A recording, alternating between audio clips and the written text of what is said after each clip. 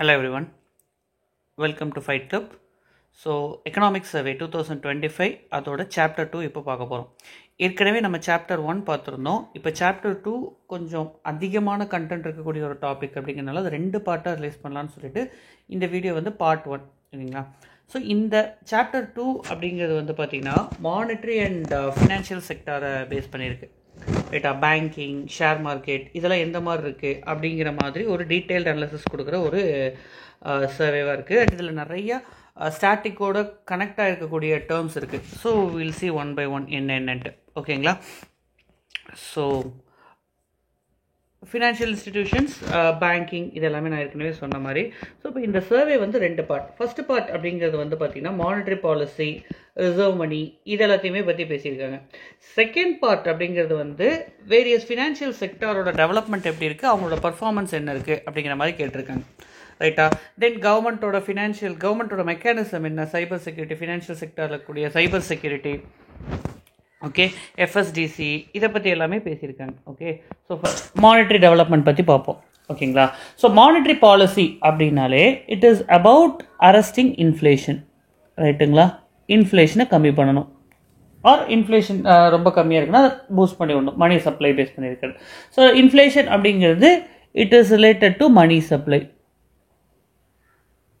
மணி supply அதிகமாக இருந்துச்சு அப்படின்னா இன்ஃப்ளேஷன் என்னவாக இருக்கும், too much money chasing too little product அப்படின்றப்போ இன்ஃப்ளேஷன் ஜாஸ்தி ஆகிடும்.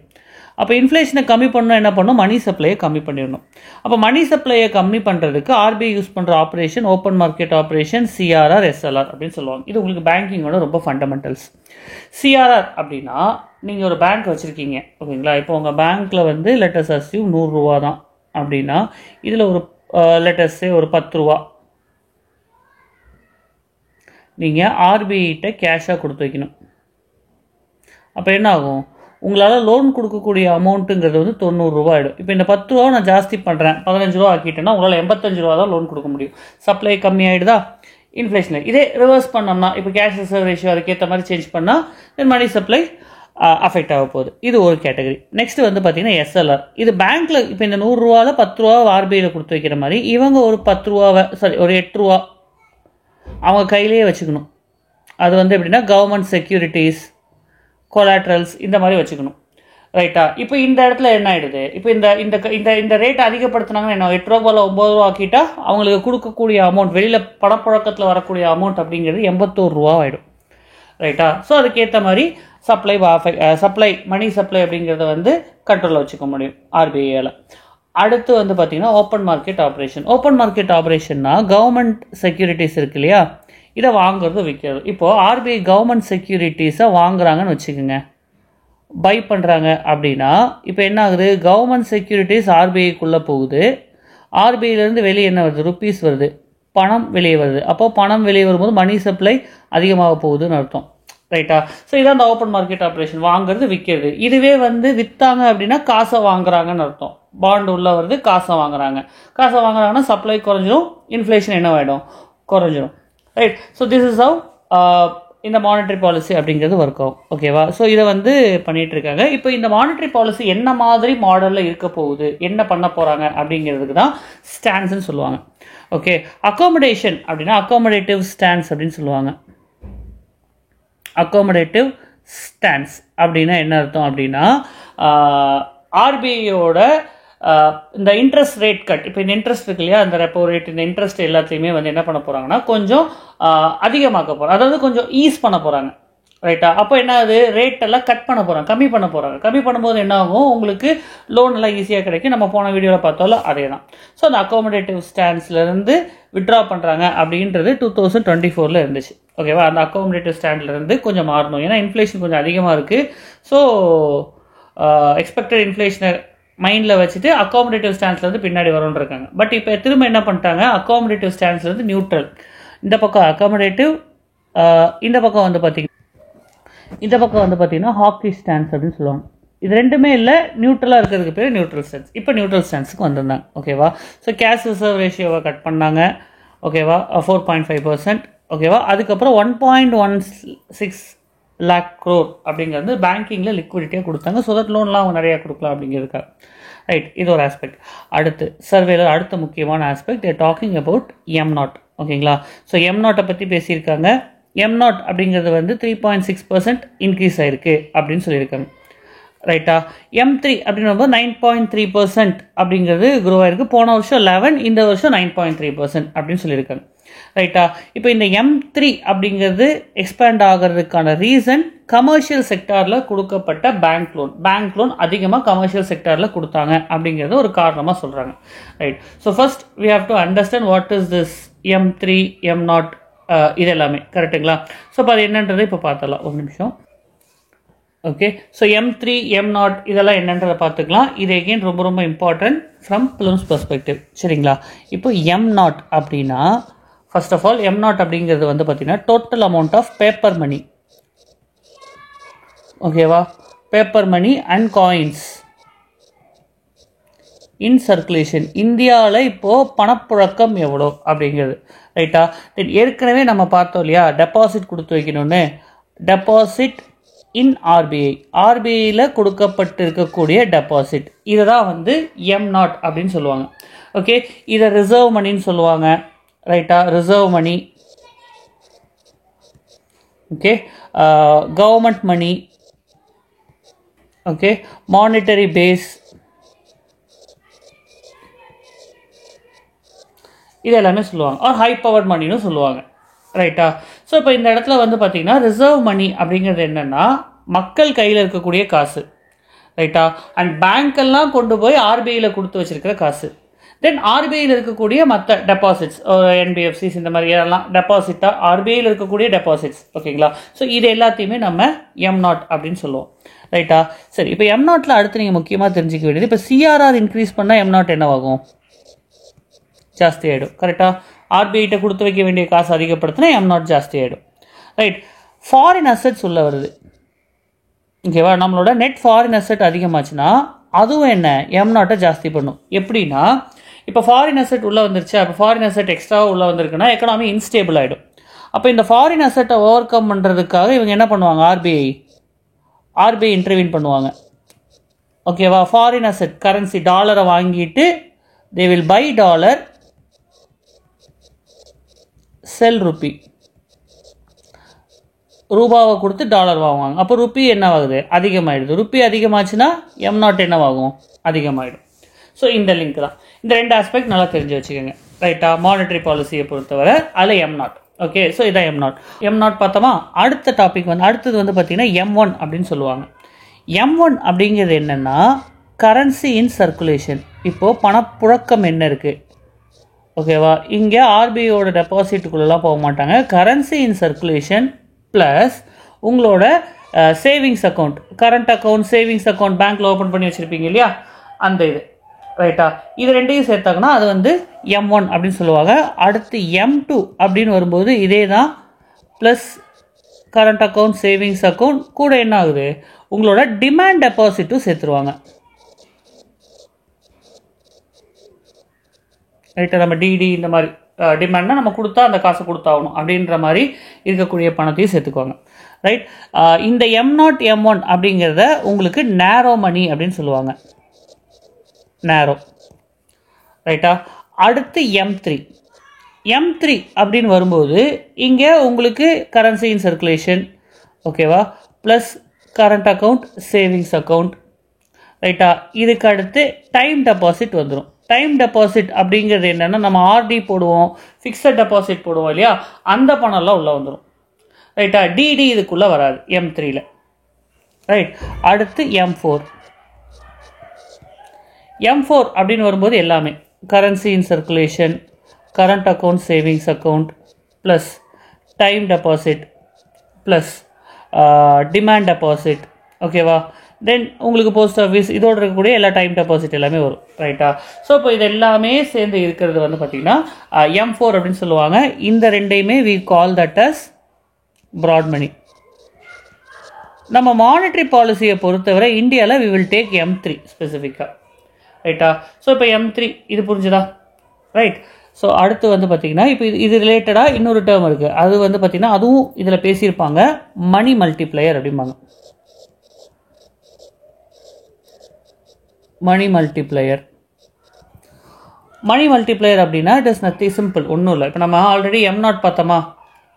ஓகே, M0னா என்ன? ஆர்பிஐ கிட்ட கொடுத்து வச்சிருக்கிற அமௌண்ட். M3னா பணப்புழக்க, மக்கள் சொத்து, எக்கனாமியில் இருக்கக்கூடிய மணி சப்ளை. ஓகேவா? இது ரெண்டுத்துக்கும் இருக்கக்கூடிய ரேஷியோ தான் மணி மல்டிப்ளையர்.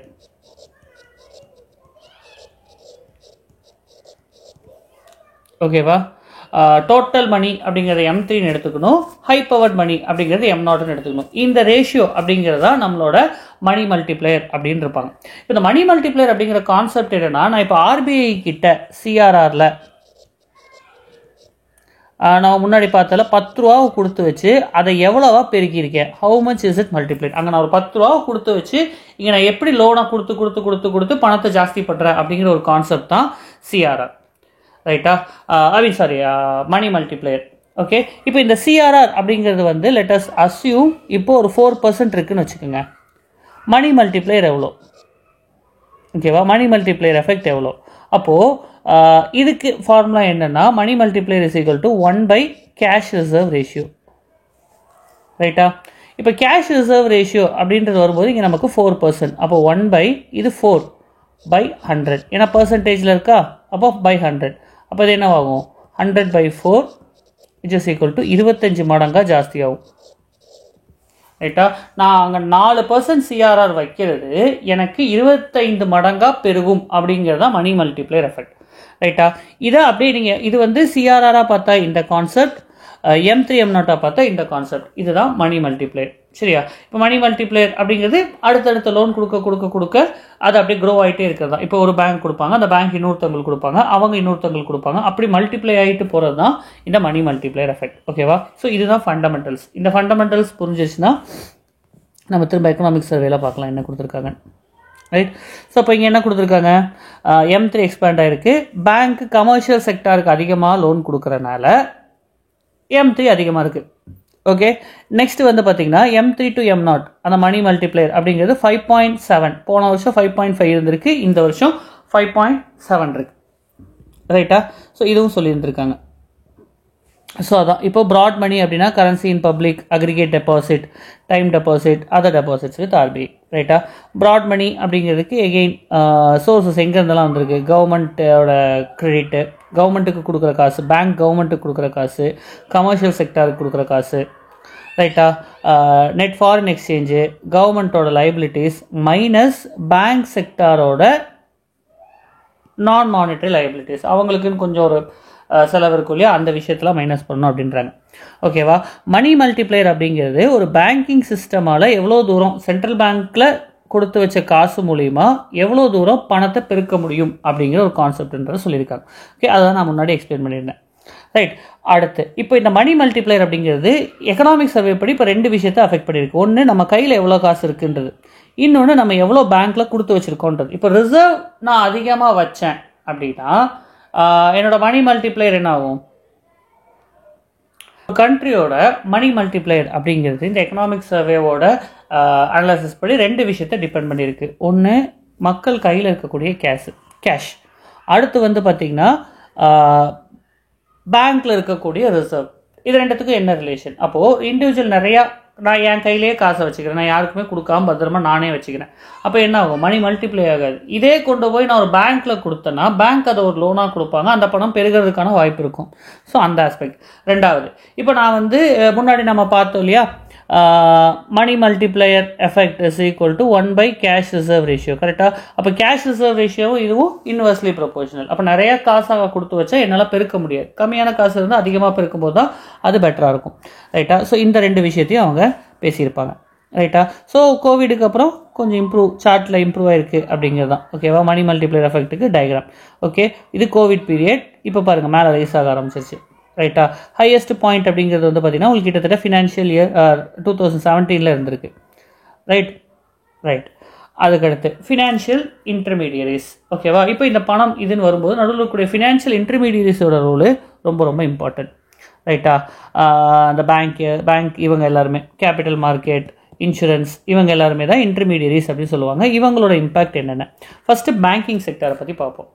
பேங்கிங் செக்டாரில் நம்ம ஆல்ரெடி நேற்றே பார்த்துருந்தோம் இல்லையா அந்த வீடியோவில். அதில் வந்து பார்த்திங்கன்னா 2.6% இதுதான் நம்மளோட என்பிஏ. இந்த வருஷம் 12 வருஷத்தில் இல்லாத அளவுக்கு நம்ம என்பிஏவை குறைச்சிருக்கோம், 2.6%. ஸோ எப்படி என்பிஏவை குறைக்க முடிஞ்சுது அப்படின்னா, நிறைய லோனை ரெக்கவர் பண்ணிட்டோம், அப்கிரேட் பண்ணிட்டோம், ஹேர் கட் இந்த மாதிரி திங்ஸ் எல்லாம் வச்சு அந்த லோனை கொஞ்சம் மாற்றியோ இல்லை வேறு ஏதாச்சும் ஒரு சினாரியோவில் சேஞ்சஸ் பண்ணாங்க. அடுத்து நிறைய ரைட் ஆஃப்ஸ் அப்படின்னா லோன் வந்து இப்போ ஃபஸ்ட்டு என்பிஏவாக இருக்குது, ரைட்டா? இப்போ எனக்கு வாராக்கடனாக இப்போ நான் ஒரு பேங்க் நடத்திட்டு இருக்கேன், எனக்கு வாராக்கடனாக ஒரு 10 லட்சம் இருக்குது, ரைட்டா? இது என்பிஏலேயே வச்சுட்டு இருக்கிறதுனால எனக்கு எந்த லாஸும் இல்லை. இந்த என்பிஏக்காக நான் எப்பயுமே கொஞ்சம் பணத்தை எடுத்து மேனேஜ் பண்ணி பத்திரமா வச்சுக்கணும். இது என்னோட பேங்க்கில் எனக்கு இது வந்து பார்த்தீங்கன்னா அசட்டுன்னு காட்டும், ரைட்டா? என்னோட சொத்துல இந்த 10 என்பிஏ இருக்குது, ஆனால் அது எனக்கு யூஸே இல்லாத ஒரு சொத்து, அது போன சொத்து, ரைட்டா? இப்போ இதை நான் கணக்கில் காட்ட எனக்கு அது பிரச்சனை. அப்போ நான் என்ன பண்ணிடுறேன், இது என்னோட லாஸ்ன்னு சொல்லிடுறேன், போங்க எனக்கு போயிடுச்சு அந்த காசு அப்படிங்கிறேன், ரைட்? இந்த லாஸ் அப்படின்றத அவங்க சொல்கிறதுக்கு பேர் தான் ரைட்டிங் ஆஃப். நம்ம தள்ளுபடி பண்ணுறாங்கன்னு சொல்லுவாங்க, but actually it is a misnomer. அது என்னன்னா, அந்த ஒரு லாஸை ஏற்றுக்கிறாங்க, அதை அந்த அசட்லேருந்து எடுத்து லாஸ்ன்னு சொல்லி மைனஸ் பண்ணி வைக்கிறது, அதுக்கு பேர் தான் ரைட்டிங் ஆஃப். இதை அதுக்கப்புறம் அவங்க ரெக்கவர் பண்ணிவிட்டு அதை கேபிட்டலில் உள்ள சேர்த்துக்க ட்ரை பண்ணுவாங்க, ரைட்டா? சரி, அடுத்து ப்ரொவிஷனிங் அப்படின்னா என்னென்னா, இப்போ இந்த வாராக்கடனுக்காக இப்போ நீங்கள் ஒரு வீட்டு நடத்துறீங்க, உங்களுக்கு ஒரு கடன், ஒருத்தர்கிட்ட கடன் கொடுத்தீங்க 100 ரூபா, ஒரு 10,000 ரூபா கடன் கொடுத்துறீங்க, அவர் திருப்பி தர மாட்டாரோ, அந்த 10,000 ரூபா மேனேஜ் பண்ணுறதுக்கு நீங்கள் வேறு ஏதாச்சும் அரேஞ்ச் பண்ணி வைப்பீங்க அந்த 10,000 சமாளிக்க, கரெக்டாக? அதே மாதிரி பேங்க் பண்ணுறதுக்கு பேர் தான் ப்ரொவிஷனிங், ரைட்டா? ஸோ இப்போ இதில் வந்து பார்த்தீங்கன்னா என்பிஏ எப்படி குறைஞ்சிருக்குன்னு பாருங்கள். இந்த கிராஃப் எல்லாம் நீங்கள் வரையலாம், மெயின்ஸுக்கு ரொம்ப இம்பார்ட்டன்ட் பேங்கிங் செக்டார் அப்படின்னு வரும்போது, ஓகேவா? இந்த கிராஃப் அப்படியே அட்லீஸ்ட் ஒரு 2-3 பாயிண்ட்டை மட்டும் பார்த்து வச்சுங்க. இப்போது இந்த பாயிண்ட் எடுத்துங்க, 2000 மார்ச் 18 இப்போ இவ்வளோ 24 வர இவ்வளோ குறைஞ்சிருக்கு அப்படிங்கிற மாதிரி ஒரு டேட்டா இருந்தீங்கன்னா ரொம்ப பெரிய வேல்யூ அடிஷன், ரைட்டா? Then capital risk asset ratio, CRAR அப்படின்னு சொல்லுவாங்க. அதுவுமே இப்போ எவ்வளோ 16.7 மெயின்டைன் பண்ணிருக்கோம். அது என்னன்னு கொஞ்சம் பொறுமையாக பார்ப்போம், ரைட்டா? அடுத்து ரீஸ்ட்ரக்சர்ட் ஸ்டாண்டர்ட் அட்வான்ஸ் ரேஷியோ, ஓகேங்களா? இது ஒரு டேர்ம். இப்போ இந்த எக்கனாமிக் சர்வேலேருந்து நம்ம கற்றுக்க போகிற term restructured standard advance ratio. அப்படின்னா share of restructured standard advance divided by total gross loan or advances அப்படின்றாங்க, ரைட்? இப்போ இந்த ரீஸ்ட்ரக்சர்ட் ஸ்டாண்டர்ட் அட்வான்ஸ் அப்படின்னா என்னென்னா, இப்போ பேங்க் வந்து ஒரு லோன் கொடுத்துருக்காங்க, ரைட்டா? ஒரு என்பிஏல இருக்குது. இப்போ அந்த நபரால் அந்த வட்டியை முழுசாக கட்ட முடியறது இல்லை, ஆர் சம்வேர் அவங்களுக்கு அந்த டைமிங் இஷ்யூ இருக்குது அப்படின்ற ஒரு விஷயம் வரும்போது அதை அட்ஜஸ்ட் பண்ணி கொடுப்பாங்க, ரைட்டா? இப்போ ஒரு 10 மாதத்தில் கொடுக்க வேண்டிய கடனை 20 மாதமாக மாற்றுறது, வட்டியை சேஞ்ச் பண்ணுறது, இந்த மாதிரி ஆல்டர் பண்ணுறாங்க பார்த்தீங்களா? அதுக்கு பேர் தான் ரீஸ்ட்ரக்சர்ட் ஸ்டாண்டர்ட் அட்வான்ஸ், ரைட்டா? இப்போ இந்த ரீஸ்ட்ரக்சர்ட் ஸ்டாண்டர்ட் அட்வான்ஸ் மூலிமா அந்த லோன் அப்படிங்கிறதோட பெர்ஃபார்மன்ஸ் என்பிஏலேருந்து கொஞ்சம் நல்லா படுதுன்னா அதுக்கு பேர் அப்கிரேடிங், இன்னும் ஒஸ்ட்டாக போச்சுன்னா அதுக்கு பேர் டவுன்கிரேடிங், ரைட்டா? இப்போ இந்த மாதிரி பண்ண loan compare to total loan எவ்வளோ அப்படின்றத பார்த்துருக்காங்க. அது இப்போ குறைஞ்சிருக்கு, 1.8% குறைஞ்சிருக்கு, ரைட்டா? தென் ஃபினான்ஷியல் இயர் 24 கேபிட்டல் ஃபண்ட் நிறையா வந்து டயர் 1 கேபிட்டல் ஆஃப் பேங்க்கு அதிகமாக இருக்குது, ஓகேவா? டயர் 1 கேபிட்டல் அப்படின்னா இதுதான் பேங்க்கோட கோ டு கேபிட்டல் அப்படின்னு சொல்லுவாங்க, ஓகேவா? ஸோ இப்போ இந்த டயர் 1 கேபிட்டல் அப்படிங்கிறதுல வந்து பார்த்தீங்கன்னா 2 காம்போனன்ட் இருக்கும், காமன் ஈக்விட்டி டயர் 1, அடுத்து வந்து பார்த்தீங்கன்னா AT1 பாண்ட் அப்படின்னு சொல்லுவாங்க, ரைட்டா? இதெல்லாம் என்னென்னா பேங்க், இப்போ நான் ஒரு பேங்க் ஆரம்பிக்கிறேன்னா என்னோட முதலீடுங்கிற மாதிரி வச்சுக்கலாம், ரைட்டா? இப்போ என்ன நம்பி ஃபஸ்ட்டு கொஞ்சம் பேர் காசு கொடுப்பாங்க, என்னோட இந்த ப்ரைமரி சோர்ஸ் ஆஃப் என்னோட பேங்க்குக்கான ஒரு அசெட் அப்படிங்கிற மாதிரி எடுத்துக்கலாம். ஸோ இந்த மாதிரி விஷயங்கள் கொஞ்சம் ஜாஸ்தியாக இருக்குது, ரைட்டா? ஸோ இப்போ இந்த பேசல் நார்ம்ஸ் அப்படின்னு ஒரு நார்ம் இருக்குது, இது படி இப்போ எவ்வளோ இருக்கணும் அப்படிங்கிற மாதிரி, இப்போ இந்த டயர் 1 கேபிட்டல் இதெல்லாம் எவ்வளோ இருக்கணும் அப்படின்ற மாதிரி ஒரு செட்டப் இருக்குது, ரைட்டா? ஸோ அப்போ அதில் தான் வந்து உங்களுக்கு CRAR அப்படின்னு ஒரு டேர்ம் வருவாங்க, capital risk to weighted asset ratio அப்படிம்பாங்க. இது என்னென்னா, இப்போ நம்ம இந்த இடத்துல பார்த்தோம்ல, இந்த கேபிட்டல்,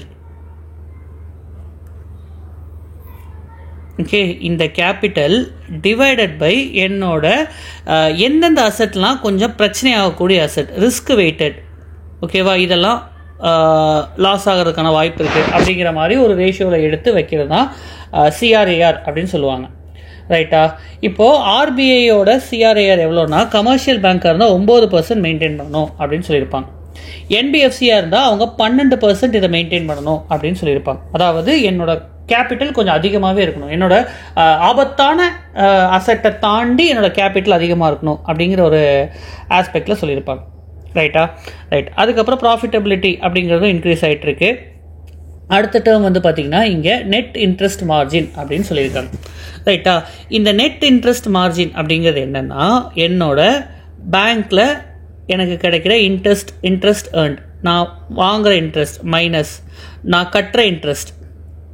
ஓகேவா? நானும் சில இடத்துல கடன் வாங்கியிருப்பேன் இல்லையா, பேங்க்கும் சில இடத்துல கடன் கட்ட வேண்டியது இருக்கும், இன்ட்ரெஸ்ட் பெய்ட். அது உங்களுக்கு நீங்கள் டெபாசிட் பண்ணலாம், அவங்க கொடுப்பாங்க இல்லையா, இந்த விஷயம். ஓகேவா? Interest earned minus interest pay divided by asset. ஓகேவா? சப்போஸ் நான் இப்போ ஒரு பேங்க் நடத்துகிறேன், எனக்கு வந்து வர்ற இன்ட்ரெஸ்ட்டில் வரக்கூடிய வருவாய் வந்து பார்த்திங்கன்னா 10 கோடி. ரைட்டா? எனக்கு என் பேங்க்கில் கட்டியிருக்கிற காசுக்கு நான் கொடுக்க வேண்டிய டெபாசிட் காசு வந்து டெபாசிட் இன்ட்ரெஸ்ட் வந்து 6 கோடி. ஓகேவா? என்னோட மொத்த சொத்து வந்து 200 கோடி. ரைட்டா? அப்போ என்னோட நெட் இன்ட்ரெஸ்ட் மார்ஜின் 2%. அண்டர்ஸ்டாண்ட் பண்ண முடியுதா? ஓகே. அப்போ நெட் இன்ட்ரெஸ்ட் மார்ஜின் அதிகமாக இருக்குது அப்படின்னா எனக்கு நிறையா லாபம் வருதுன்னு அர்த்தம். கம்மியாக இருக்குன்னா நான் நஷ்டத்தில் போகிறேன்னு அர்த்தம். பேங்க்கில் வந்து என்னன்னு பார்த்தீங்கன்னா நெட் இன்ட்ரெஸ்ட் மாதிரி கொஞ்சம் குறைஞ்சிருக்கு. ஓகேவா? அதாவது என்ன, அவங்களுக்கு வர இன்ட்ரெஸ்ட் வெளில கட்டுறது கொஞ்சம் அதிகமாக இருக்குது, பட் இருந்தாலும் அவங்களோட ஈக்விட்டி ரிட்டர்ன்ஸ், அசட் ரிட்டர்ன் அப்படிங்கிறது இம்ப்ரூவ் ஆகிருக்கு அப்படின்னு சொல்லியிருக்காங்க. ரைட்டா? அடுத்து ஸ்லிப்பேஜ் அப்படின்னா, இப்போது நம்மள்ட்ட இருக்கக்கூடிய அசட் இருக்கு இல்லையா, இந்த அசட் எவ்வளோ தூரம் வந்து நான் பெர்ஃபார்மிங் அசட்டாக மாறுது அப்படிங்கிறது தான் ஸ்லிப்பேஜ். அதாவது டிட்டோரேட் ஆகுது, அஃபெக்ட் ஆகுது அப்படிங்கிறது. ரைட்டா? இப்போ புதுசாக இந்த வருஷம் எவ்வளோ என்பிஏ வந்திருக்கு டிவைடட் பை இந்த வருஷத்துக்கு நான் எவ்வளோ காசு கொடுத்துருக்கேன் அப்படிங்கிறது தான் ஸ்லிப்பேஜ். ஓகே. அப்புறம் பேங்க்கோட கிரெடிட் வந்து பார்த்திங்கன்னா டபுள் டிஜிட் க்ரோத்தில் இருக்குது, நல்லா போயிட்டுருக்கு அப்படிங்கிறதெல்லாம் சொல்லியிருப்பாங்க. ரைட்டா? ஓகே. சில இடத்துல மாடரேஷன் நடந்திருக்கு, கிரெடிட் க்ரோத் நினச்ச அளவுக்கு பெருசாக போகல. அதுக்கு காரணம் என்னென்னா ஆர்பிஐ கொஞ்சம் டைட்டர் நார்ம்ஸ் வச்சாங்க. என்பிஎஃப்சிஸ் எல்லாம் பிரச்சனையில் போய் மாட்டுறாங்க, கிரெடிட் கார்டு லோன்லாம் பிரச்சனை இருக்குது, பர்சனல் லோனில் பிரச்சனை இருக்குது அப்படின்னா ஆர்பிஐ கொஞ்சம் ரெகுலேஷன் பண்ணல, அது குறைஞ்சிருக்கு அப்படிங்கிறத இவங்களும் அக்செப்ட் பண்ணியிருக்காங்க. இந்த சின்ன சின்ன difference will B A question, அதுக்காக அதெல்லாம் சொல்லிட்டு இருக்காரு. ரைட். அடுத்து அக்ரிகல்ச்சரல் கிரெடிட் அப்படிங்கிறது வந்து பார்த்திங்கன்னா எகெயின் ரைஸ் ஆகிருக்கு, இண்டஸ்ட்ரியல் கிரெடிட்டும் க்ரோ ஆகிருக்கு. ரைட்டுங்களா? ஓகே. அடுத்து வந்து பார்த்திங்கன்னா எஃப்சிஎன்ஆர்பி டெபாசிட் அப்படிங்கிறத பற்றி பேசியிருக்காங்க. ரைட். இப்போ இந்த எஃப்சிஎன்ஆர்பி டெபாசிட் அப்படின்னா என்ன அப்படின்னா, ஃபஸ்ட் இது வந்து யாருக்குன்னா என்ஆர்ஐக்கு. ஓகே. வெளிநாடு வாழ் இந்தியர்களுக்கான ஒரு விஷயம். ரைட்டா? Those are staying outside India, NRI. So இப்போ இந்த எஃப்சிஎன்ஆர்பி அக்கௌண்ட் அப்படின்னா என்னென்னா, இந்த அக்கௌண்ட் எல்லாமே ருப்பியில் இருக்காது, இல்லை டாலர், இல்லை அவங்க யூரோ, இந்த மாதிரி அவங்க எந்த கரன்சியில் ப்ரிஃபர் பண்ணுறாங்களோ அதில் தான் டெபாசிட் இருக்கும். ரைட். அதனால இதில் என்ன இருக்காது, கரன்சி ரிஸ்க் இருக்காது. அடுத்து வந்து பார்த்திங்கன்னா இவங்களுக்கு குறைஞ்சபட்சம் 1 year மெச்சூரிட்டி அண்ட் மேக்ஸிமம் வந்து பார்த்திங்கன்னா அட்லீஸ்ட் 5 years அப்படிங்கிற மாதிரி இருந்துச்சு. ரைட்டா? அதான் இங்கே கொடுத்துருக்காங்க. ரைட்டா? 5 years-ஆக இருந்துச்சு. ஓகேவா? ஸோ இப்போ இதில் வந்து பார்த்தீங்கன்னா income tax, Indian income tax கீழே வராது இது, அதில் வந்து எக்ஸப்ஷனும் கொடுத்துருப்பாங்க.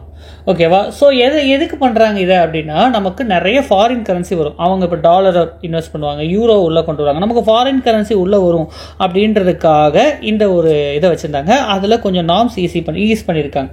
இன்ட்ரெஸ்ட் ரேட்டை கொஞ்சம் ஜாஸ்தி பண்ணி கொடுத்துருக்காங்க. ஓகேவா? மெச்சூரிட்டிஸ் 1 to 3 and 3 to 5 ஏற்ற மாதிரி கொஞ்சம் மாற்றிருக்காங்க. ஸோ தட் ஃப்ரெஷ் டெபாசிட்ஸ் வரும். ஓகேவா? அதே மாதிரி உங்களுக்கு இன்னொரு பிளாட்ஃபார்ம் கொண்டு வந்திருக்காங்க, that is Bharat connect platform. ஓகேங்களா? எம்எஸ்எம்இக்கான ஃபாரின் எக்ஸ்சேஞ்சஸ்க்காக ஒரு பிளாட்ஃபார்ம் கொண்டு வந்திருக்காங்க, அதுதான் வந்து Bharat connect. Bharat connect platform அப்படிங்கிறது என்பிசிஐயோடது. ஓகேவா? முன்னாடி பாரத் பில் பே அப்படின்னு இருந்ததை, ஓகேங்களா, பாரத் பில் பே அப்படின்றது இருந்துச்சு. இப்போ அதை வந்து பாரத் கனெக்ட் பிளாட்ஃபார்ம்னு கொடுத்துருக்காங்க. அதுவும் உங்களுக்கு என்ன பண்ணுறாங்க, ஃபாரின் எக்ஸ்சேஞ்ச் எம்எஸ்எம்இஸ் யூஸ் பண்ணுற மாதிரி மாற்றி கொடுத்துருக்காங்க. ரைட்டா? ரைட். இந்த பாரத் இதோட கனெக்டாக இருக்கக்கூடிய ஒரு இதுதான் எஃப்எக்ஸ் ரீட்டைல். ரைட்டா? எஃப்எக்ஸ் ரீட்டைல் அப்படிங்கிறது வந்து இந்த electronic trading platform, foreign exchange எல்லாம் லிங்க் பண்ணிக்கலாம் பாரத் கனெக்டோட. ஓகே. அடுத்து credit to GDP ratio. Credit to GDP ratio அப்படிங்கிறது என்ன அப்படின்னா, difference between actual credit to GDP. ஓகேவா? Actual credit to GDP to its long term trend. ஓகேவா. லாங் டேர்ம் ட்ரெண்ட், ஒரு ட்ரெண்ட் எப்படி போயிட்டு இருக்கு, அதுலேருந்து இப்போ ஆக்சுவலாக என்ன இருக்குது அப்படிங்கிற அந்த டிஃப்ரென்ஸ் தான். ஓகேவா. Current credit compare to GDP minus trend, historical trend என்ன, ரைட். இப்போது அது அதிகமாக இருக்குதுன்னு வச்சுக்கோங்களேன். அப்படின்னா என்ன அர்த்தம், நிறைய லெண்ட் பண்ணிகிட்டு இருக்கோம். ஓகேவா, நிறைய லெண்ட் பண்ணிகிட்டு இருக்கோன்னு அர்த்தம், அதிகமான லெண்டிங் போயிட்டுருக்குன்னு அர்த்தம். நெகட்டிவ் கேப் அப்படின்னா நம்ம லெண்ட் பண்ணுறதை கொஞ்சம் கம்மி பண்ணிட்டோம், முன்னாடி இருக்கிறத காட்டிலும் இப்போது கம்மி பண்ணியிருக்கோம் அப்படின்றது. இது வந்து ஃபினான்ஷியல் ரிஸ்க் எவ்வளோ அப்படிங்கிறத ஜட்ஜ் பண்ணுறதுக்கு, ரைட்டா. ஒரு எக்ஸாம்பிள் சொல்லணும்னா, இப்போது கிரெடிட் டு ஜிடிபி ரேஷியோ வந்து பார்த்திங்கன்னா இப்போ 50% கொடுத்துட்ருக்காங்க. ஹிஸ்டாரிக்கலாக காலாகாலமாக நம்மள்ட்ட வந்து ஒரு 70% அப்படின்ட்டு இருந்துச்சுன்னா இப்போ எவ்வளோ கான்ட்ராக்ஷன், ரைட்டா. நம்ம ஏற்கனவே 70 கொடுத்தோம், இப்போ 50 தான் கொடுத்துட்ருக்கோம், அப்போ அது கான்ட்ராக்ஷன். இதுவே ஹையராக இருந்துச்சுன்னா ஓவர் ஹீட்டிங் அந்த மாதிரிலாம் சொல்லுவாங்க, அந்த டேர்ம்ஸ்லாம் யூஸ் பண்ணியிருப்பாங்க, ரைட். ஸோ அதான் இங்கே. ஓகே, இப்போ இங்கே என்ன சொல்லியிருக்காங்க அப்படின்னா it is lower. Okay, so இப்போ இந்தியாவில் வந்து பார்த்தீங்கன்னா there is a positive credit to gap ratio. அதாவது நம்மளோட credit gap and long term trend இது ரெண்டத்தையும் பார்க்கும்போது 2006 to 2012 வந்து பாசிட்டிவாக இருந்திருக்கு. இங்கே பார்த்தீங்கன்னா உங்களுக்கு தெரியும், இந்த சைடெல்லாம் பாசிட்டிவ். ஏன்னா இந்த பீரியடில் நம்ம நிறைய கிரெடிட் கொடுத்தோம் கம்பேர் டு ட்ரெண்ட். இந்த டைமில் தான் உங்களுக்கு வந்து என்ன இருக்கும்னா, உங்களுக்கு அந்த எக்கனாமிக் க்ரோத் பயங்கரமாக இருந்திருக்கும். அந்த 2008 கிரைசிஸ்க்கு வர்றதுக்கு முன்னாடி இருந்த பீரியட் நிறைய லோன்ஸ் கொடுத்துருந்தாங்க, அந்த பபுள் பிரேக் ஆன டைம். அதுக்கப்புறம் நிறைய என்பி ஆகிடுச்சு. அப்போ ஆட்டோமேட்டிக்காக என்ன ஆகிடுச்சு, நெகட்டிவில் போக ஆரம்பிச்சிருச்சு, ரைட்டா. இப்போ we are getting back to normal. Okay, right. அதுதான் இந்த இதில் கொடுத்துருக்காங்க. ஓகே, தென் ஆர்பிஐயோடது ஃபினான்ஷியல் இன்க்ளூஷன் இண்டெக்ஸ், அடுத்த ரிப்போர்ட் நம்ம நோட் பண்ண வேண்டியது ஆர்பிஐயோடது. ஓகே, ஸோ இது வந்து பார்த்திங்கன்னா நம்மளோட ப்ரைவேட்டுக்கு எவ்வளோ கிரெடிட், ஓகேவா. Private non financial sector percentage of GDP நம்மளது ரொம்ப கம்மி கம்பேர்ட் டு சைனா. இதெல்லாம் நம்மளோட ரீசன் ஃபார் க்ரோத்துக்கு என்னெல்லாம் இம்ப்ரூவ் பண்ணலாம் அப்படின்னு சொல்லிட்டு வேல்யூட் மெயின்ஸ் ஆன்சர் எழுதும்போது இதெல்லாம் நீங்கள் யூஸ் பண்ணிக்கலாம், ரைட். தென் ரூரல் பொறுத்தவரை ஃபினான்ஷியல் இன்க்ளூஷன், அதுக்கு ஆர்ஆர்பி இருக்குது, ரூரல் கோஆப்ரேட்டிவ் பேங்க் இருக்குது, எஸ்சிபி, ஸ்மால் ஃபைனான்ஸ், என்பிஎஃப்சிஸ், இப்படி லோக்கல் ஏரியா பேங்க், இப்படி நிறையா இனிஷியேட்டிவ்ஸ் இருக்குது, ரைட்டா. இப்போது இது எல்லாத்தோட இதையுமே வந்து பார்க்குறது நபார்ட். மெயினாக நபார்ட் தான் உங்களோட ஆர்ஆர்பி ஆர்சிபியோட சூப்பர்வைசிங், ஓகேவா, இமிடியேட் சூப்பர்வைசர்ன்ற மாதிரி. ஓகே, ஆர்ஆர்பி 1975 எஸ்டாப்ளிஷ் பண்ணியிருந்தாங்க. அப்போ வந்து 5 இருந்துச்சு. தென் 2006 133 இருந்துச்சு, ரைட். அதுக்கப்புறம் அமல்கமேஷன், லிக்விடேஷன், மர்ஜர் இந்த மாதிரிலாம் பண்ணி 43 கொண்டு வந்திருந்தாங்க. இப்போ கரண்ட்டில் வந்து மார்ச் 2024 வர 43 ஆர்ஆர்பி இருக்குது, ரைட்டா. ஸோ இது ஒன்று. தென் ரீகேபிட்டலைசேஷன் ஸ்கீம், ஓகேவா. இந்த ரீகேபிட்டலைசேஷன் அசிஸ்டன்ஸ் அப்படிங்கிறது ஆர்ஆர்பிக்கு கொடுக்கப்பட்டது, ஓகேவா. இது என்ன கேட்கலாம்னா sustainable viability plan related to or இதுலேருந்து மெயினான இது அப்படின்றது என்ன அப்படிங்கிற மாதிரி கொஸ்டின் கேட்கலாம். அதுக்கு ஸோ ஆர்ஆர்பியில் என்பிஏ அதிகமாக இருக்குது அப்படின்றதுக்காக அதுக்கு கொண்டு வந்த ஒரு இதுதான் வந்து sustainable viability plan, revitalise RRBs. Okay, அவ்வளோதான்.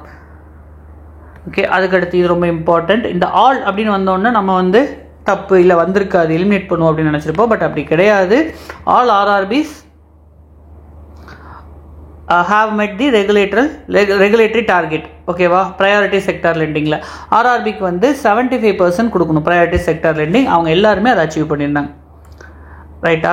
அடுத்து டெவலப்மெண்ட் ஃபினான்ஷியல் இன்ஸ்டிடியூஷன், ஓகேவா. இது வந்து என்னென்னா வளர்ச்சி, இந்த இன்ஃப்ராஸ்ட்ரக்சர் இதுக்காக கொண்டு வர்ற ஒரு institution. Whenever it comes to infrastructure இதோட கெஸ்டேஷன் பீரியட் அப்படின்னு சொல்லுவாங்க. அதாவது நீங்கள் எப்போ இன்வெஸ்ட் பண்ணிங்கன்னா உங்களுக்கு ரிட்டர்ன்ஸ் கிடைக்கிறதுக்கு ஒரு பெரிய டைம் ஆகும். அதுதான் கெஸ்டேஷன் பீரியட். 1 வருஷம் 2 வருஷத்தில் ஒரு 14 வருஷம் 15 வருஷம் கழிச்சு தான் ரிட்டர்ன்ஸ் கிடைக்கிற மாதிரி இருக்கும். அப்போ அதுக்குன்னு தனியான ஒரு இன்வெஸ்டர்ஸ் வேணும், அதுக்குன்னு தனியான ஒரு விஷயம் வேணும் அப்படிங்கிறத தெரிஞ்சுக்கிட்டு ஏர்லி 1950s 60s கொண்டு வந்தது தான் இந்த financial institution, development financial institution. அப்போது IFCI, ICICI, industrial development bank of India இவங்க தான் இருந்தாங்க. நாளை பின்ன இவங்கெல்லாம் மெயினாக யூனிவர்சல் பேங்காகவும் கமர்ஷியல் பேங்காகவும் மாறிட்டாங்க, ஓகேவா. அதுக்கப்புறம் கொஞ்சம் தான் இன்ஸ்டிடியூஷன் இருந்துச்சு. தென் உங்களுக்கு வந்து இன்ஃப்ராஸ்ட்ரக்சர் டெவலப்மெண்ட் ஃபினான்ஸ் கம்பெனி தென் Indian infrastructure finance company limited, அப்போ ரீசெண்டாக நாப்ஃபிட், இதெல்லாமே இப்போ ரீசெண்டாக இன்ஃப்ராஸ்ட்ரக்சருக்கு உள்ளே வந்திருக்கு. அந்த பிக்சரை இங்கே ப்ரெசென்ட் பண்ணியிருக்காங்க. அடுத்து ஐஏஎஃப்சிஎல் பற்றி பேசியிருக்காங்க. ஐஏஎஃப்சிஎல் அப்படிங்கிறது வந்து பார்த்திங்கன்னா மெயினாக க்ரீன்ஃபீல்ட் அண்ட் ப்ரௌன்ஃபீல்டு. புதுசாக ஒன்று பண்ணுறாங்கன்னா அது க்ரீன்ஃபீல்டு, ஏற்கனவே இருக்கிறத இம்ப்ரூவ் பண்ணுறாங்கன்னா that is called as brownfield. So அதற்கான இன்ஃப்ராஸ்ட்ரக்சர் இதெல்லாம் கொண்டு வந்திருக்காங்க. ஓகேவா? Then harmonised master list of infrastructure subsector அப்படிங்கிறது சென்ட்ரல் கவர்மெண்ட் கொண்டு வந்த ஒரு இன்ஃப்ராஸ்ட்ரக்சர் பிளான். ஸோ எதுலலாம் ஃபோக்கஸ் இருக்கணும், எதெல்லாம் இன்வெஸ்ட்மெண்ட் இருக்கணும் அப்படிங்கிற மாதிரி அந்த விஷயத்தில் கொண்டு வந்தது. ஓகேவா? ஸோ இதில் வந்து பார்த்திங்கன்னா 500 PPP இருக்குது, 28% ஆஃப் மொத்தம் இது, அந்த மாதிரி ஜென்ரலான ஒரு டேர்ம்ஸ் தான் கொடுத்துருக்காங்க. ஓகேவா? ஸோ அதோட இது நல்லா போயிட்டுருக்குன்றதுக்கு. அடுத்து ஸோ நாப்ஃபிட் கொண்டு வந்தாங்க. லாங் டேர்ம், நமக்கு வந்து லாங் டேர்ம் கேபிட்டல் ப்ரொவைடர் வேணும். தென் ஹோலிஸ்டிக்கான ஒரு மேண்டேட்டோடு இருக்கணும். ஓகேவா? இது வந்து பார்த்திங்கன்னா ஒரு குறிப்பிட்ட டெவலப்மெண்ட் ஃபினான்ஷியல் இன்ஸ்டியூட் ஒரு குறிப்பிட்ட ஒரு ஏரியாவை பார்த்து இன்வெஸ்ட் பண்ணுற மாதிரி இருக்கும். அது இல்லாமல் ரொம்ப ஹோலிஸ்டிக்கான ஒரு விஷயம் வேணும் அப்படின்றதுக்காக உருவாக்கப்பட்டதான் இந்த நாப்ஃபிட். அதுக்கு வந்து நாப்ஃபிட் ஆக்ட் 2021. இதுக்கு ஆல் இண்டியா ஃபினான்ஷியல் இன்ஸ்டிடியூஷன் அப்படிங்கிற ஸ்டேட்டஸ் கொடுத்துருந்தாங்க. ஓகேவா? ஸோ இப்போ ஓவராலாக நம்மள்ட்ட 5 ஆல் இண்டியா ஃபினான்ஷியல் இன்ஸ்டிடியூஷன் இருக்குது. ஒன்று நபார்ட், ஓகே, அடுத்து சிட்பி, அடுத்து NHB, ஓகேவா, எக்ஸிம் பேங்க், அதுக்கப்புறம் இப்போது நாப்ஃபிட், மொத்தம் 5. சரிங்களா? இது நோட் பண்ணிக்கோங்க, 5 இருக்குது. ஓகே, இது கூட உங்களுக்கு கொஸ்டினாக கேட்கலாம். ஓகே, ஸோ அவங்களோட லோன் சாங்ஷன் இதெல்லாம் கேட்டிருக்காங்க. அப்புறம் ஆர்டிஃபிஷியல் இன்டெலிஜென்ஸ் பேங்க்கை பொறுத்தவரை வரும்போது உங்களுக்கு நிறைய நம்ம அடாப்ட் பண்ணிட்டோம். இங்கே ஸ்பெசிஃபிக்காக எதுவும் சொல்லலை, ஜென்ரலாக தான் சொன்னாங்க. பேங்க்குக்கு வந்து பெட்டராக இருக்கும், large language model, block chain technology இதெல்லாமே இன்னும் பெட்டராக இருக்கும் அப்படின்னு ரொம்ப கன்வென்ஷனலாக ஜென்ரலாக தான் சொல்லியிருக்காங்க. இது நீங்கள் மெயின்ஸுக்கு ஏதோ வேல்யூ எடிஷன் அந்த மாதிரி மட்டும் யூஸ் பண்ணிக்கலாம். ஏஐ பொறுத்தவரை ஹிரோஷிமா ஏஐ ப்ராசஸ் அப்படிங்கிறது வந்து இந்த OECD கண்ட்ரிஸ் இவங்க எல்லாமே கோர் பிரின்சிபிள்ஸாக கொண்டு வராங்க. ஏஐ இதை பேஸ் பண்ணி தான் இருக்கணும் அப்படிங்கிறதுக்கு. இது ஒரு இம்பார்ட்டண்ட்டான ஒரு ஃபேக்ட் தான் பிலிம்ஸுக்கு. ரைட். அதே மாதிரி RBI would have also taken a step. அதில் முக்கியமான ஸ்டெப் என்ன அப்படின்னா ஃப்ரீ ஏஐ இனிஷியேட்டிவ். இது இந்த வருஷத்தோட கரண்ட் அஃபேர்ஸ் ரொம்ப ரொம்ப இம்பார்ட்டண்ட். ஃப்ரீ ஏஐ இனிஷியேட்டிவ் கொடுத்துருப்பாங்க. இது ரிலேட்டட் டு யாரு கொண்டு வந்தா அப்படிங்கிற மாதிரி கொஸ்டின் கேட்கலாம். Right. Then insolvency and bankruptcy code, இதை பற்றி இந்த கார்பரேட் அந்த டெப்ட் அதெல்லாமே வரும்போது ரெசல்யூஷன் பிளான் அப்படின்றதுக்காக வேண்டி கொண்டு வந்தது தான் இன்சால்வன்சி அண்ட் பேங்க்ரப்சி கோட். ஓகேவா? ஒன்ஸ் அந்த ஃபினான்ஷியல் டிஸ்ட்ரெஸ் அப்படின்னு சொல்லிட்டாங்கன்னா தென் IBC உள்ளே வந்துடுவாங்க. அவங்க தென் அந்த அசட்டை based on committee of creditors இவங்கெல்லாம் பேஸ் பண்ணி ஒரு இன்சால்வன்சி பேக்கேஜுக்கு கொண்டு வந்துடுவாங்க. ரைட்டா? ஸோ எல்லா விதமான விஷயங்கள் லார்ஜ் ஸ்டீல்லேருந்து எல்லாமே இது கீழே வந்திருக்கு. ஓகேவா? இன்சால்வன்சி கீழே வந்திருக்காங்க. ஓகே, ரொம்ப ஏர்லி ஸ்டேஜ் ஆஃப் இதுலேயே டெப்ட் அப்படிங்கிறத வந்து இது பண்ணிடுறாங்க. ஓகேவா? சால்வ் பண்ணணும்னு பார்க்குறாங்க. Okay, right. அடுத்து ஸோ இப்போ இதனால் வரக்கூடிய சிஸ்டமேட்டிக் பெனிஃபிட்ஸ் அப்படிங்கிறது என்னென்னா ஃபாரெக்ஸ் ஹெட்ஜிங். ஓகேவா? ஃபாரெக்ஸ் ஹெட்ஜிங் அப்படின்னாலே என்னென்னா ஒரு ஆபத்து ஒரு பிரச்சனை அப்படின்றதுக்காக அங்கே இல்லாமல் வேற ஒரு இடத்துல அந்த பணத்தை பாதுகாப்பாக வைக்கிறது அப்படிங்கிற மாதிரி நான் வச்சுங்க ஹெட்ஜிங் அப்படின்னா. இப்போ அந்த பேங்க்ரப்சி லான்னு ஒன்று இருக்குது, இதுதான் ப்ராசஸ், இப்படி தான் நடக்க போகுது, ஸோ இதில் தான் வரப்போகுது அப்படின்றப்போ உங்களுக்கு ஒரு என்ன சொல்கிறது ஒரு இன்ஃபார்ம்டு டெசிஷன் மேக்கிங் இருக்குது அப்படிங்கிற மாதிரி ஒரு டைமென்ஷன் தான் இது கொடுத்துருக்காங்க. ரைட்டா? ரைட். அடுத்து பாண்ட் கிரெடிட். ஓகே, அது சம்மந்தப்பட்டு சொல்லியிருக்காங்க. ஸோ உங்களுக்கு ஒரு கிளியரான ஒரு பேங்க்ரப்சி ரெசல்யூஷன் இருக்கும்போது பாண்ட் இன்வெஸ்டர்ஸ்க்கு வந்து அது ஒரு இன்சென்டிவ், நல்லா நம்பலாம் அப்படிங்கிற மாதிரி ஒரு விஷயம் இருக்கு இல்லையா? ஸோ அதுக்காக அப்புறம் வந்து ஆப்வியஸ்லி எக்ஸ்போர்ட்டுக்கு ஹெல்ப்ஃபுல்லாக இருக்கும். So all those things. ஓகேவா? MSME இதெல்லாம். ரைட். அடுத்து அந்த நேஷனல் கம்பெனி லா ட்ரிபியூனல், இதில் வந்து அந்த டைம் லிமிட் கொடுத்துருக்காங்க. That could also be a question. ஓகேவா? IBCயில் டைம் லிமிட் வந்து 180 days from the time of admission. ஓகேவா? இன்சால்வன்சின்னு சொல்லி கொடுத்தா அதை 180 days அப்படின்னு சொல்லியிருந்தாங்க IBCயில். அதுலேருந்து எக்ஸ்டென்ஷன் ஒரு 90 days கொடுக்கலாம். ஆனால் அதுக்கு யார் அப்ரூவ் பண்ணும்? கமிட்டி ஆஃப் கிரெடிட்டர்ஸும் அட்ஜுடிகேட் அத்தாரிட்டிஸ் அவங்க 2 பேரும் ஒத்துக்கிட்டா இன்னொரு 90 days எக்ஸ்டெண்ட் பண்ணிக்கலாம். ஓகேவா? இங்கே அட்ஜுடிகேட்டிங் அத்தாரிட்டி NCLT. ஓகேவா? இதே தனிநபராக இருந்தால் டெப்ட் ரெக்கவரி ட்ரிபியூனல். ஓகேவா? அட்ஜுடிகேட்டிங் அத்தாரிட்டினா எனக்கு ஒரு பிரச்சனை, அடுத்து நான் யார்கிட்ட போவேன், எங்கே போவேன் அந்த பிரச்சனைக்கு தீர்வு அப்படின்னு, பஞ்சாயத்தை தீர்த்து வைக்கிறாள் அப்படிங்கிற மாதிரி பார்த்துக்கலாம். ஓகேவா? ஸோ இந்த டீட்டெயில்டான corporate insolvency resolution process and liquidation ப்ராசஸ்க்கு ரொம்ப டீட்டெயில்டான ஒரு லா கொடுத்துருந்தாங்க. ஓகே, 3 வருஷத்துலேயே இதை நடத்துறதுக்கு ரொம்ப கஷ்டம். 270 daysக்கு முடியறது இல்லை. ஸோ அவங்க 330 day அவுட்டர் லிமிட் கொடுத்தாங்க இந்த ரெசல்யூஷன் பிளானுக்கு. ஓகே, கரண்ட்டாக 1068 CIRP நடந்திருக்கு. இதில் வந்து ஆவரேஜாக 582 days ஆயிருக்கு. ஓகேவா? இன்னும் கொஞ்சம் போனால் 2630க்கு 499 days. இது data. Okay, 64% of the time இதை விட அதிகமாக இருக்குது. ஓகேவா? ரைட். ஸோ அப்போ இதில் வந்து மெயினான விஷயம் என்ன அப்படின்னு பார்த்தீங்கன்னா, there is a concern over here. என்ன கன்சர்ன் அப்படின்னா, குறிப்பிட்ட டைமுக்குள்ளே ஆகிறது இல்லை. ஓகேவா? ஸோ ஆனால் ஒரு ஆவரேஜாக 116 இருக்குது. பட் ஜென்ரலாக பார்க்கும்போது நிறைய விஷயங்கள் ஓவராக அதிகமான டைம் எடுத்துகிட்டு இருக்குது. பட் இருந்தாலும் அது அந்த கார்பரேட் டெப்டர்ஸோட எக்கனாமிக் வேல்யூ அது பெரிய ஒரு இம்பேக்டை, அதாவது ரொம்ப பெருசாக ஒரு நம்பிக்கை இல்லாத ஒரு விஷயத்தை அஃபெக்ட் கொண்டு வரல. இதோட நமக்கு பேங்கிங், கோர் பேங்கிங்கை சம்மந்தப்பட்ட பார்ட் முடியுது. ரைட்டா? நெக்ஸ்ட் வீடியோவில் we will see the rest of the topic. Capital market இதெல்லாமே பார்ட் 2ல் பார்க்கலாம். ரைட்டா? there is a telegram group fight club அப்படின்னு, அதை ஜாயின் பண்ணுங்கள். அதில் ரெகுலராக மற்ற அப்டேட்ஸ் எல்லாம் வரும். Okay, so thank you for listening to the course. அடுத்த வீடியோவில் பார்க்கலாம். தேங்க்யூ.